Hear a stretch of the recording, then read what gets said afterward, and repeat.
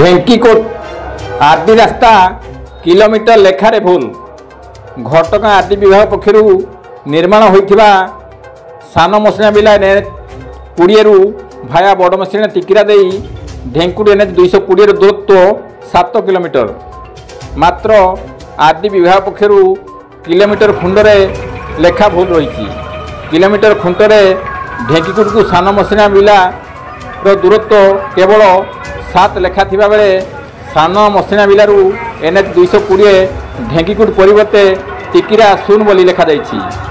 उभय स्थान रे किलोमीटर बोली लेखा मध्य नाही। एही भूल को सुधारिबाकू दाबी हेउछि। गोविंद राउत का रिपोर्ट, केडी न्यूज ओडिया।